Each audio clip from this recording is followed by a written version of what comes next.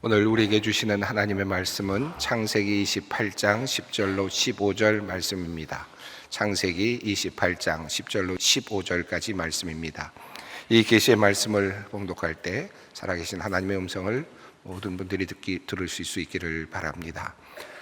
야곱이 브엘세바에서 떠나 하란으로 향하여 가더니 한 곳에 이르러는 해가 진지라 거기서 유숙하려고 그곳에 한 돌을 가져다가 베개로 삼고 거기 누워 자더니 꿈에 본즉 사닥다리가 땅 위에 서 있는데 그 꼭대기가 하늘에 닿았고 또 본즉 하나님의 사자들이 그 위에서 오르락 내리락 하고 또 본즉 여호와께서 그 위에 서서 이르시되 나는 여호와니 너의 조부 아브라함의 하나님이요 이삭의 하나님이라.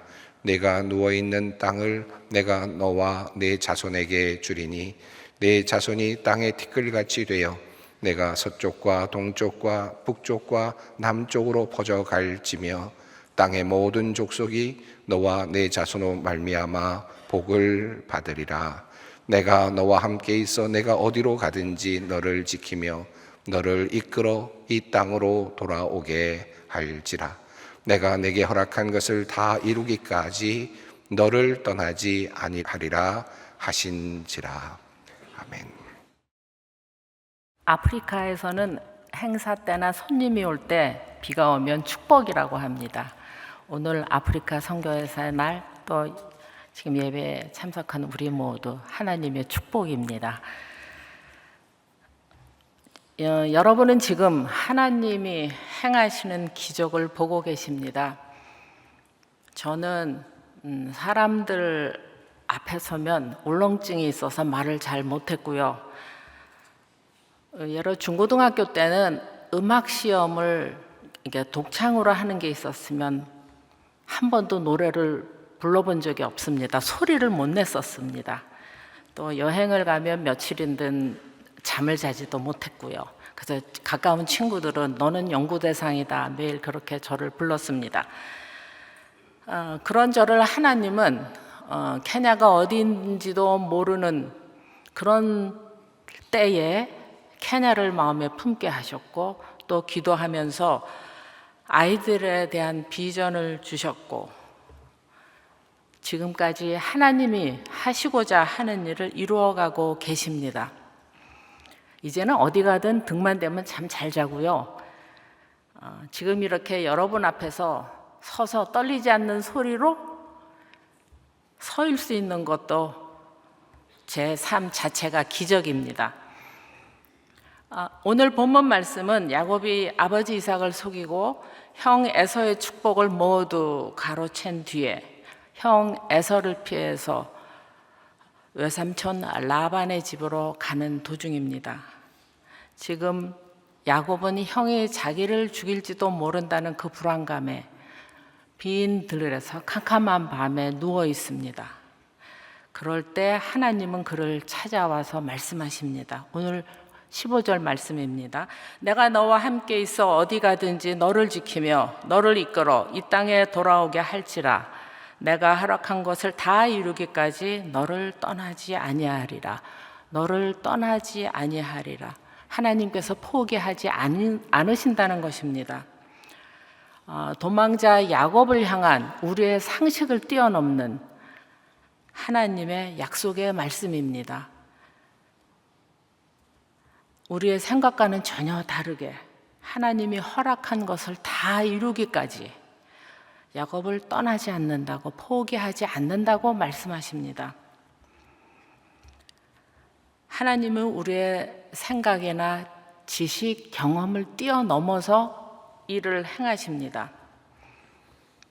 처음 케냐 선교사로 나갈 때에 노회에다가 서류를 제출해야 했습니다. 그때 케냐 가서 어떤 사역을 할 것인가 쓰는 난이 있었는데 번호가 1번부터 5번까지 있었습니다.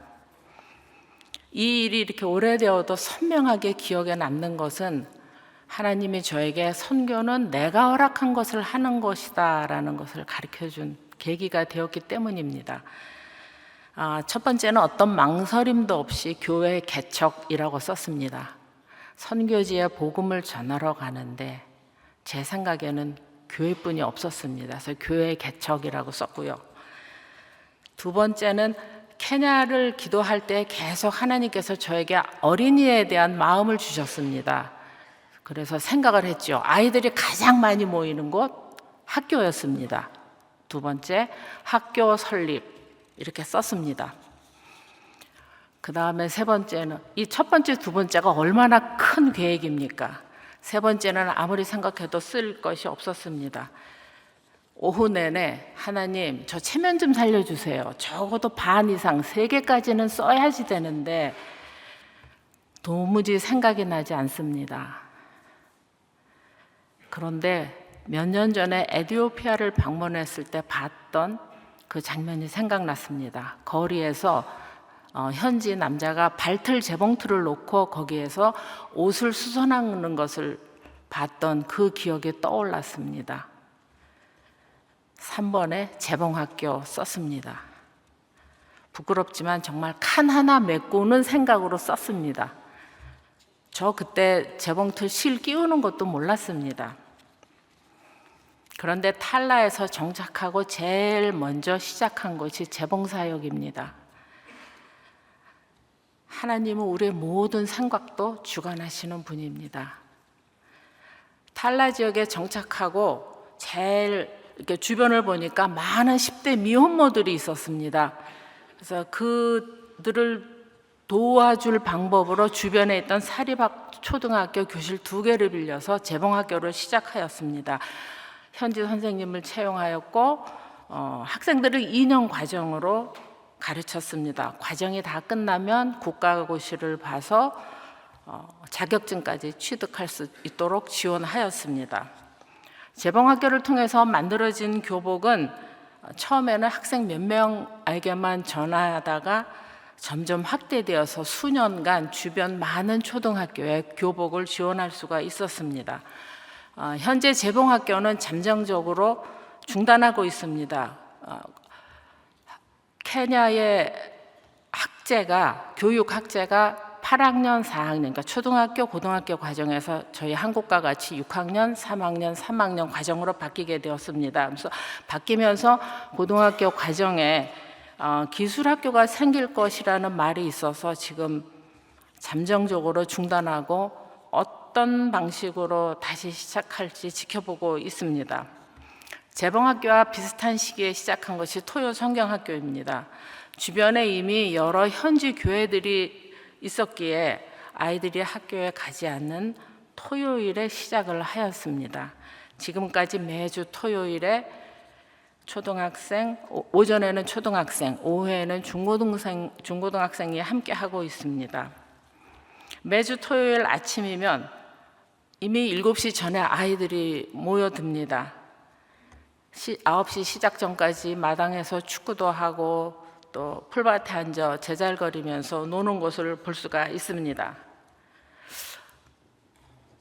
왜 이 아이들이 이 센터에 매주 토요일 올까요? 무엇이 이 아이들을 이렇게 기쁘게 할까요? 참 신기해요. 아이들을 보면 작은 풍선 하나에도 너무 행복해하고 해진 옷이나 구멍난 신발은 조금 불편한 것이지 불쌍한 것이 아니지요. 하나님이 이 아이들을 보내는 것은 단 하나, 하나님이 이 아이들을 참 사랑하신다는 것입니다. 어린 영혼들이 예수님을 알아가기를 무척 기다리고 계십니다. 저는 이렇게 아이들을 통해서 일하시는 하나님을 보는 축복을 누리고 있습니다. 토요 성경학교를 9시에 시작하는데 보통 아이들이 30분, 1시간 늦게 오는 것은 다반사였습니다. 그래서 어느 날 너희들 늦게 오면 문을 잠글 거야 하고는 정말 9시 정각의 문을 잠궜습니다. 다음 주부터는 그 아이들이 정말 시간을 잘 지켰어요. 저는 의기양양했지요. 그래, 가리키면 돼. 근데 그때 5학년 남자아이였는데 3주 계속 늦게 왔다가 문이 잠겼으니까 돌아가는 것이었습니다. 토요일 아침마다 엄마와 함께 물 파는 곳에 가서 물을 길러서 집에다 가져다 놓고 왔기 때문에 늦었던 것이었습니다. 또 한 번은 한 아이가 그날따라 책상에 계속 엎드려만 있었습니다. 뒤로 불러내어서 너 이렇게 안 할 거면 그냥 가지 왜 왔니? 꾸짖었지요. 그때 그 아이가 작은 목소리로 저 이틀 동안 아무것도 못 먹었어요. 배고파서 그래요. 그 말을 들을 때 제 머리가 하얘졌습니다. 그때 하나님은 저에게 내가 이 아이들을 정말 사랑하고는 있는 거냐 하시는 것 같았습니다.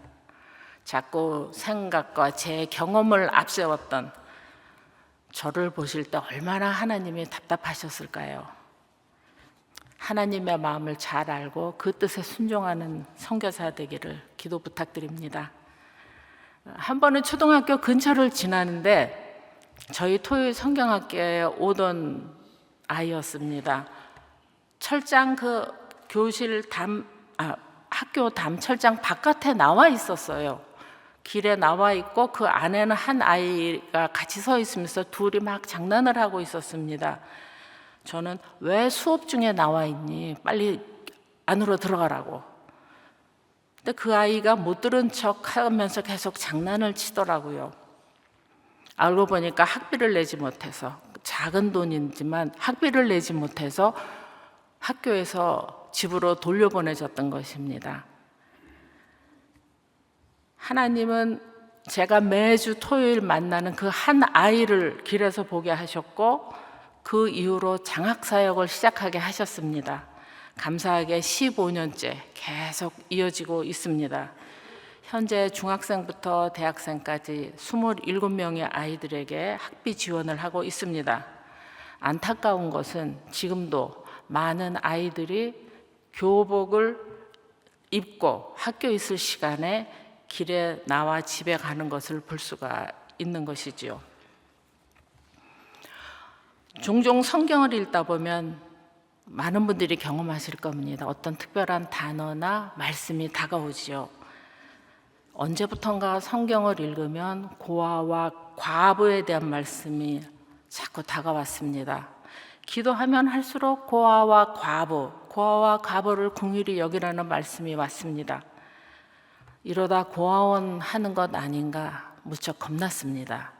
그래서 그때 남편 이광호 선교사에게 계속 고아원에 대한 마음이 있는데 정말 하나님 뜻인가 내 생각인가 같이 기도 좀 해보자 했더니 그냥 허허 웃었어요. 하나님은 그때 이광호 선교사에게도 저랑 비슷한 시기에 고아원에 대한 마음을 주셨던 것입니다. 현재 고아원을 시작한 지 6년 됐습니다. 처음에 입소하는 연령을 5살에서 10살 이하 여자아이들로만 정했습니다. 현재 복지사와 보모 두 분이 유치원부터 중학생 1학년까지의 여자아이들과 함께 생활하고 있습니다. 아이들이 처음 왔을 때 기본 생활을 가르치는 것부터가 전쟁이었습니다. 이 아이들에게 방문 뒤나 자기 침대 밑은 화장실이었습니다. 모든 시설이 신기해서 장난감이지요. 손을 대서 부러뜨리기도 하고 세면대 하수구를 틀어막기도 하고 2층 침대는 아주 훌륭한 찜틀이었습니다. 바닥의 타일은 최고의 미끄럼틀이지요. 그러다 넘어져서 이마에 큰 혹도 생기기도 하고 아이들이 장난치는 만큼 저의 목소리도 점점 커집니다. 예쁘지요? 우리는 창문에 방충망을 설치하는 것이 일상이지만 케냐에서는 아직 낯선 시설입니다. 아이들이 말라리아에 걸리면 안 된다고 현지 목수에게 사진을 보여주면서 함께 고아원의 모든 창문에 또 출입문에 방충망을 설치했습니다.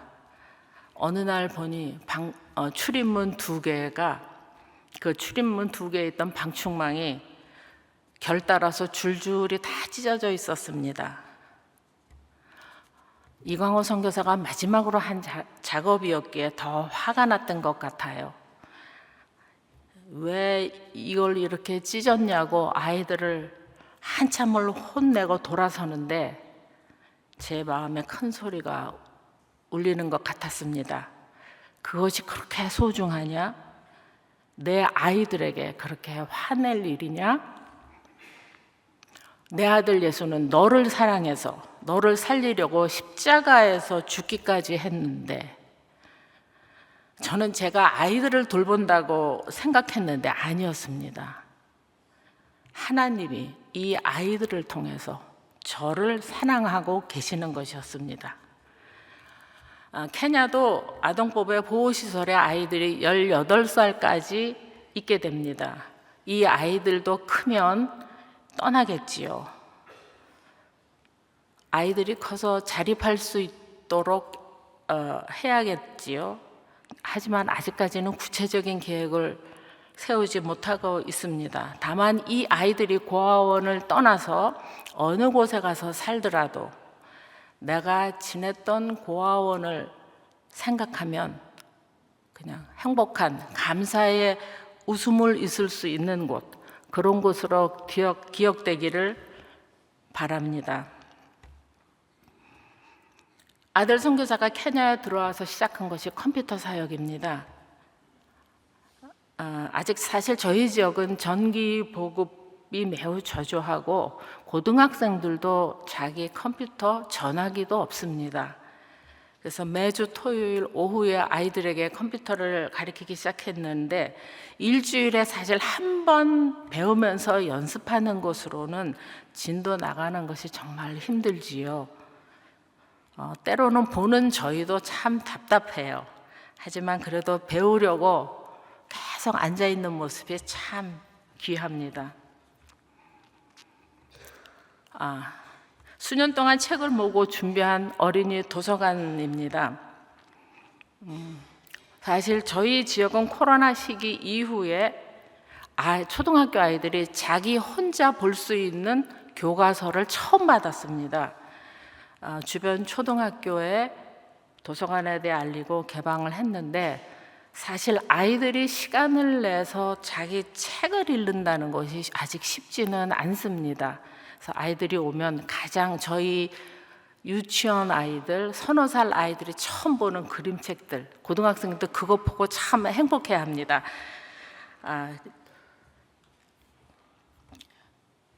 토요청강학교의 아이들은 그래도 훈련이 돼서 도서관에서 책 보는 것을 굉장히 즐거워하고 있고요. 여기에도 많은 분들이 선교지를 방문한 경험이 있을 겁니다. 저희 사역지에도 여러 단기 선교팀이 방문을 했습니다.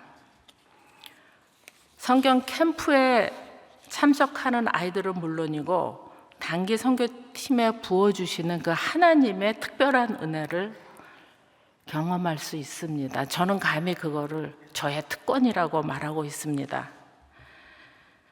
코로나가 시작되기 전에 소망교회 대학부에서 케냐로 단기 선교팀이 왔는데, 한 자매가 2년을 연속으로 선교팀 일원으로 왔었습니다. 그 자매가 얼마 전에 저에게 축구공 여러 개와 짧은 메시지를 보냈습니다. 선교사님, 저 기억하세요? 케냐 단기 선교 다녀온 후 제 삶이 BC에서 AD로 바뀌었습니다. 이보다 더 감격스러운 메시지가 어디 있을까요? 인격적으로 만난 주님을 이렇게 근사하게 표현을 해요. 제가 케냐 선교지에 있는 이유 중에 하나이지요. 하나님은 자격 없는 우리를 먼저 찾아오시고 또 우리 이름을 불러주시고 하나님의 구원 사역에 우리를 사용하고 계십니다. 하나 더 단기팀으로 왔던 한 권사님의 고백입니다. 그때는 집사님이셨는데요. 모태신앙으로 한 번도 교회를 떠나지 않았다고 합니다. 그래도 교회에서 영생 이야기를 하면 마음이 너무 불편했대요. 이 땅에 사는 것만으로도 충분한데 왜 자꾸 영생 얘기를 하는 것일까 불만스러웠다고 합니다. 그런데 이광호 선교사의 소천 소식을 듣는 순간 나도 천국을 가야지. 참 좋은 곳이겠구나. 영생에 대한 소망이 갑자기 생겼다고 합니다. 하나님은 이 세상에서는 우리가 마지막이라고 생각하는 그 육신의 죽음까지도 우리를 구원하기 위해서 사용하십니다. 그렇습니다. 주님은 필요하시면 돌까지도 소리 지르게 하십니다. 이 땅의 마지막 한 영혼까지 주님 앞에 돌아오기를 바라시기 때문입니다. 주님은 오늘 야곱에게 주셨던 그 말씀을 오늘 우리에게 말씀하고 계십니다. 내가 너와 함께 할 것이다. 내가 내게 허락한 것을 다 이루기까지 너를 포기하지 않을 거다. 너를 떠나지 않을 거야. 저희에게 허락한 곳이 가정일 수도 있고 또 교회 봉사일 수도 있고 일터일 수도 있습니다. 더 크게는 나의 삶 전체이지요. 어디 가든지 나와 항상 함께 하시는 하나님의 뜻을 이루어가는 여러분이기를 소망합니다. 아들 예수를 십자가에 죽기까지 우리를 사랑하신 하나님 한 분 찬양합니다. 기도하겠습니다. 참 좋으신 하나님 감사합니다. 세상 끝날까지 우리와 함께 하시는 주님을 믿고 나가오니 우리를 성령 충만함으로 채우사 주님이 뜻하시고 계획하신 일에 사용하여 주시옵소서. 예수님의 이름으로 기도합니다. 아멘.